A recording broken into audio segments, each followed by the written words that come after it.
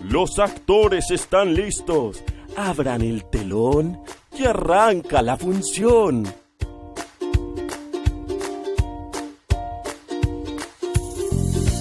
Hoy tengo para proponerles algo que me parece que les encantará. Les propongo que escribamos juntos una obra de teatro y que invitemos a los padres, vecinos, amigos y a quienes quieran a verla. ¿Qué les parece?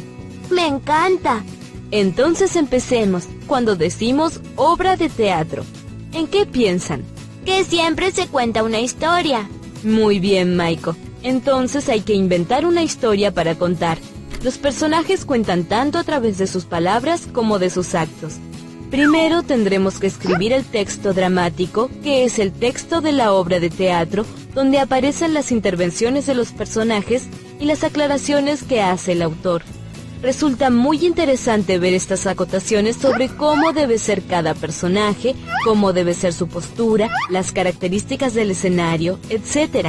Después, vamos a pasar a representar la obra, que es el texto espectacular. Es la puesta en escena del texto dramático. Así que tendremos que decidir la música, el vestuario, la escenografía, la iluminación, cómo será la actuación de cada uno de ustedes. ¿Cuántas cosas para hacer tenemos por delante? Bien, una vez que tengamos decidida la historia que contaremos los personajes, hay que comenzar armando el diálogo teatral. Supongamos que es una obra de teatro en la que se encuentran Caperucita y Blancanieves en el bosque. Blancanieves le diría: «Ah, Caperucita, qué hermosa capa roja tienes. ¿Dónde la compraste? Estoy cansada de mi vestido tan blanco». Está muy bien, Matías. Este diálogo debemos escribirlo de una manera especial. Primero, el nombre del personaje que habla con mayúscula y luego 2 puntos. Además, para que sea más claro, hay que poner algo sobre cómo estaba Blancanieves. Por ejemplo, podría hablarle muy silenciosa para que no escuchen los enanos. Todas esas aclaraciones que se escriben entre paréntesis y con letra cursiva nos dan información sobre el vestuario de los personajes, el tono de voz, las posturas corporales, las entradas y salidas de los actores. ¿Y para qué sirven esas aclaraciones? Le sirven al director para tomarlas creativamente y realizar con ellas la puesta en escena. ¿Cómo escribirías esas aclaraciones que antes nombraste, Luciana? Con voz muy baja y cara de entusiasmada. Muy bien, sigamos. El texto dramático puede presentar divisiones. Cuando yo fui al teatro, en un momento de la obra había terminado una parte. Entonces bajaron el telón y encendieron las luces. Pero no era que había terminado, solo que venía un intervalo y después continuaba hasta el final. Exacto. Son distintas partes de la obra y se señalan con la caída del telón, como dice Matías, o con el oscurecimiento de la escena. Cada una de esas partes se llama acto.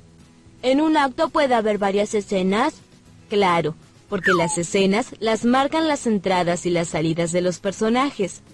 ¿Y si además quiero que cambie la escenografía? En cada acto el cambio de la escenografía se denomina cuadro. ¿Hacer o no hacer? La tarea. Ese es el dilema. Aulis, soy tu padre. ¡Oh! Si hubieses hecho la tarea, sabrías que no es teatro. Mi abuela, cada vez que se entera de algo malo que pasa, dice: «Esto es una tragedia». Y mi mamá le dice: «No te pongas melodramática». Es que en las tragedias los personajes se ven arrastrados por la fatalidad a graves conflictos entre sí, como en las telenovelas que tanto le gustan ver a la abuela. Sí, y mi papá me contó que en la tragedia griega, donde comienza el teatro, siempre suceden desgracias y muertes. Por eso él siempre dice cuando lloro que no invente una tragedia griega. ¿Y te contó algo más sobre las tragedias griegas? Sí, papá dice que siempre hay un protagonista, el héroe.